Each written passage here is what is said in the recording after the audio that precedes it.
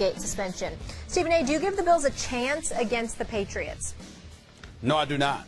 Not at all.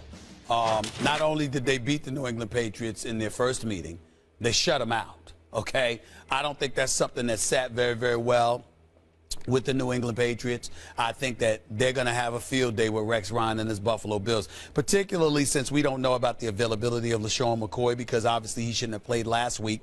He was hobbled, and people felt that he might have taken a step back due to how he should not have been on the field and tried to play hurt last week. They dominated the New England Patriots in the first go-round. Tyrod Taylor didn't do that great of a job. I mean, 27 to 39 definitely was efficient. 246 yards, one touchdown, no interceptions. But Jacoby Brissett, 17 to 27, 205 yards. He was sacked 3 times. Wasn't that effective? Your leading runner, LeGarrette Blount, only rushed for 54 yards. They could not do anything offensively, even though Martellus Bennett did have a big game for them, 109 receiving yards in that game. I'm just of the mindset that with Tom Brady back, with Rob Gronkowski in full tow, he played that game. He had 1 reception for 11 yards against Buffalo. You really think that's going to happen to Gronkowski twice in the same against the same team in the same season? That's not going to happen. So I expect Gronk to get off. I expect Martellus Bennett to get off. I expect Tom Brady to get off. And by virtue of that, this defense that played pretty well against Buffalo, okay? I think that they're going to have a field day. I expect a relatively lopsided victory. I think it's going to be tough for the first half, but I think New England will pull away in the second half and win by about 15. Do you remember before the first meeting between New England and Buffalo, we sat here, and Molly, you asked the very same question. Does Buffalo have a chance? I asked it better this time. And do you remember your answer? I said no chance. Well, what did I say? I was wrong. Recall? A chance? Yeah. Oh, yeah. I gave him a good chance. No, I was wrong. Yeah. I was wrong. I give the Bills a good chance again. FPI, by the way, ESPN's very own, has it as 51-49, essentially as a toss-up. Mm-hmm. Now, true, they have Brady back, and that's not a small thing compared to a third-string rookie quarterback. Mm-hmm. Oh, no. But it better not be a small thing, because Rex Ryan's defense won 16-0. So you get 3 points. When odds makers do the odds, they do the spread. You get 3 points for being at home. Okay. That's a 6-point swing because now they're playing at Buffalo. Okay. So that's like winning 22-0. If you were set, if you give them 3 and 3, that would mean that Tom Brady now has to be 3 touchdowns and a field goal better as an offense. You add Tom Brady, he has to be 3 touchdowns and a field goal better for the Patriots offense. Let me put you on pause with a question there. Yeah. You don't think Tom Brady could be 3 touchdowns better than Jacoby Brissett? Oh, no. But that's to win. That gives the Patriots a chance. We're asking here, do the Bills have a chance? Should the Patriots be favored? Yeah. I'll tell you why the Patriots should be favored. Because Bill Belichick doesn't lose to divisional rivals twice in the same season. Doesn't happen. Okay. You don't shut Bill Belichick out for making my if case. you play in the division. Thank you for making my case. And he will make adjustments. Okay. Sure. I'm touched. Thank you. That's the reason to think that the Patriots, not just that Brady's coming back, because he has a long way to go to beat the Bills if you look at the Patriots offense. I'm sorry. That's all you got that I didn't mention the coach? You want me to mention the coach too? Well, that's the main reason. I'm just saying, do you want me to go and find out what he orders at Starbucks and make sure he has the right stuff for the morning too? You know why the Bills mention? won the game the first time? It was the defense. It was a team that was rallying around at the time an embattled coach because Stephen A. Smith was on TV practically calling for. In fact, you were calling for Rex. I said I told him he was on. He was on the line. Hot seat. But I said, by the way, let me be. And I told you at the time that a player's coach, where it pays dividends, if the players like him and they feel like he's on the hot seat, they'll play for him. That worked for Gus Bradley last night, huh? Well, by the way, that's how you know. That's how you know Gus Bradley's actually done there. Exactly. They didn't play for him. Exactly. They did not play for him. They played for Rex Ryan. But I'm saying to use this. Rex Ryan is still on the hot seat. Let me be clear. I haven't let him off because I don't give a damn if the Buffalo Bills win 11 games this year. I don't care if they go 11-5. If they don't make the playoffs, it will mark the 6th consecutive year that Rex Ryan has been a head coach and his team has missed the postseason. That is egregious for you to still remain a head coach. I have no doubt that he deserves to be a defensive coordinator. And by the way, even that's a question mark right now because I don't know if you've noticed, not only did you fire your offensive coordinator, Greg Roman, and bring in someone else, else, and they've been 4-1 ever since. You also took away play calling duties on defense. You've left that up to Dennis Thurman. So let me get this straight. You got an offensive coordinator handling this business. You finally step back and let your defensive coordinator do the job instead of you trying to do it for him, even though you brought in your brother to help out.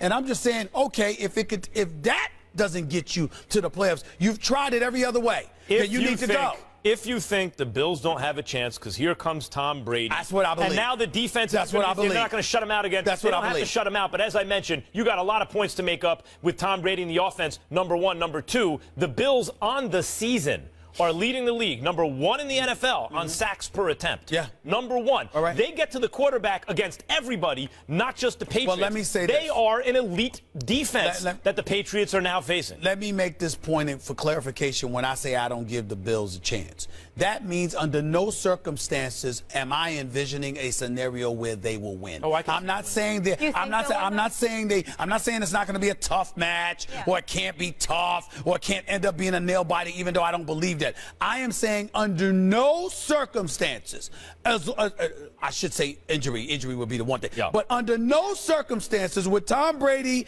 and that crew on the field together against Buffalo do I give the Buffalo Bills a chance. Under no circumstances. Sammy Watkins was ready to go, which he's not. I would actually pick the Bills. I do think it affects Tyrod Taylor, who has not looked good recently, and ultimately that's why I stopped short. But they have a hell of a chance to win the game. They won the first go-round and won especially close. Bills Mafia, Max keeping hope alive. Coming up next, we've got two great NBA games for you tonight, and the first one is a rematch of last year's Eastern Conference Finals, Cavs versus Raptors at 7 p.m. Eastern. Then it's the Warriors and Pelicans from the Big Easy. Both games available on the apps, ESPN and Watch ESPN app. And we're calling a big Saturday because guess what? 3 Big Ten games for you on tap at noon Eastern. It's Michigan and Michigan State. That's always fun. Then at 3:30, Northwestern battles Ohio State. And at 7, Nebraska, Wisconsin. All 3 games also available on the apps. Meanwhile, for the second time in 3 weeks, the Chargers will take on the defending champion Broncos, but this time Denver will be without C.J. Anderson, who had arthroscopic surgery to repair a torn meniscus in his right knee. There is no timetable for how long Anderson will be out. He will be replaced by rookie running back Devontae Booker, who was selected in the 4th round of this year's draft. Hello, Mark Schlereth. How are we doing? I'm good. How are you guys? Good to see you. And we're going to see you later because you're hosting NFL Live with Teddy Bruschi. We heard rumor on the street. Yes, this, tune in and see the train wreck that is Teddy and I hosting NFL Live together. I'm sure it's very tough for you guys to sit there and talk football. I believe in you, man. I believe in you. I expect great things from you and Teddy. I mean, everybody looking at you saying, "Oh, happy, stinking, and Teddy, they're gonna do great. They're gonna do great. Oh, good luck, guys." I expect greatness. I know how knowledgeable y'all are. I know you know your football. I love your style, your presentation. I expect greatness. The man hasn't slept in 4 consecutive days. I'll be watching. Now, you know what? Worst thing that happens is I could embarrass myself. I've done that my whole life. Yeah. So, I mean, I do it every day. Ain't gonna hurt me. Awesome. All right, Mark, let's get into it. How does the loss of Anderson impact the Broncos in the AFC? Interestingly enough, I mean, I don't know how long C.J. Anderson is going to be out. I mean, there's no telling right now. Some people are saying a couple of weeks. Some people are saying this is season-ending injury. So we don't know at this point because of the meniscus repair. But I will say this. They made a move last week. They started Booker. Devontae Booker started for the Denver Broncos Monday night against the Houston Texans, and C.J. came off the bench. Now, C.J. is a bowling ball. As Trey Wingle likes to say, a bowling ball of butcher knives, right? He is a guy that can move the pocket. He's a guy that's got a lot of muscle in his forehead. He'll tattoo you with that stuff. He has been inconsistent over the course of his career. But I'm telling you, Devontae Booker got an opportunity to start. He came in there on Monday night, and that guy played like he had a rocket up his can. I mean, he was going. He was coming off the ball.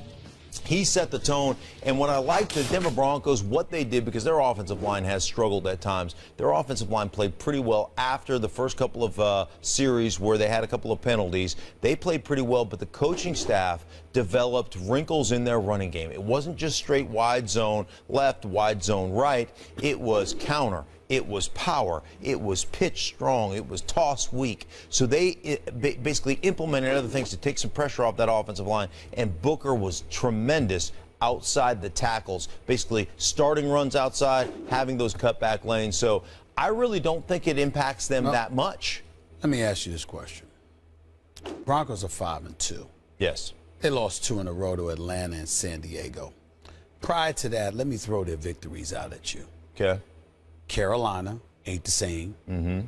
Indianapolis Colts, don't get us started. Cincinnati Bengals, nothing to brag about right now. Tampa Bay Buccaneers, that's when they were 4-0. And now they beat Houston. Right. Is it possible that as we look at the Broncos, they may not be what some people think they are because we haven't really seen them extremely tested as of yet? You say what to that? I would say that defensively, even against Atlanta, even against San Diego, they limited. Now, they gave up some big plays, but they limited points. And they adjusted during the course of those games to actually play pretty good on the defensive side of the ball. There is no question that defensively they are talented. Here's the beauty. Sometimes, and I always say this, when I've won, I've never really learned anything about myself because I'm too busy patting myself on the back and telling me how great I am. It's when you lose, human nature, when you're winning, you don't look at the little things. As Herm says, you don't sweep the corners. Coach Herm Edwards all the time. You got to sweep the corners, right? And when you're winning a lot, sometimes you don't sweep the corners. And losses like that, for me, really made you look at yourself critically, made you go into a critical mode from looking at what you're doing as a defense, where your weaknesses are, what the blueprint is, and how to adjust to that. And we saw some of those adjustments on Monday night against Houston, albeit not the same type of offensive weaponry of Atlanta or even of San Diego. And what I'm talking about is that inside, being able to match up running backs or tight ends in the middle of the field. San Diego does it well. Atlanta can do that well. So in other words, I am making Stephen A. Smith a better debater because he has to look at himself after all these losses every day. The corners? Yeah. Right. He does some self-examination. Mark, they played the 2 best offenses in the NFL in consecutive weeks. And as you said, they didn't give up a whole lot of points. Right. But C.J. Anderson, to my eyes, and obviously they're not the expert eyes that yours are, particularly with that team, by the way. To me, he seems to be a big part of what they do offensively. And when you have a marginal offense with a essentially rookie quarterback, and you're really reliant on your defense, I find usually you lose a running back's not the end of the world, but in their case, couldn't that be a tipping point in the suddenly very competitive AFC West? With the Raiders on the come up and the Chargers looking better than expected? So if we're talking out for the season, I think in the short term they'll be fine. I think Booker, there was a reason he started, because he's ready, because he gives them a little bit of wiggle, he gives them a little bit of a better outside attack, if you will. With that said, CJ off the bench was phenomenal last week. Monday night he was great. And when you talk to guys inside the Broncos organization, they'll tell you he's one of the smarter players they have, especially in pass protection. So that's going to be cause for concern long term. If he can't come back, what you really miss from CJ is at the end of the season, he always seems to get better. He always seems to get stronger, and he always seems to be the guy that becomes that battering ram toward the end of the season. So that's where I would be concerned. But in the short term, I'm not that concerned. Real quick question. With CJ being gone, A, what's that going to do to Trevor Siemian and what he's going to have to do? And B, what should we look at in terms of the AFC West as to whether or not Oakland and Kansas City can usurp Denver? Right. I think there's a couple of different things. Now, for Trevor Siemian, it puts more on his shoulders. He's still essentially a rookie quarterback, but it puts more on his shoulders there's a lot of opportunities basically in a check with me package. If this, check to this. If that, check to this. That's how they run it in Denver. So it puts more of that onus on him to be able to recognize a bad play into a bad defense and be able to switch those. You saw him do it Monday night. I would expect him to have to actually take more of that weight upon his shoulders. So that's where Trevor Siemian comes on. That's really that's the biggest issue, I think. Puts more of the weight on Trevor Siemian, but it puts weight on everybody. When you lose players, it's always one of those things as an organization, you say we all have to step up. Are they still the best team in the AFC West? I think that they are defensively. You look at Oakland, they've got defensively, they're the worst.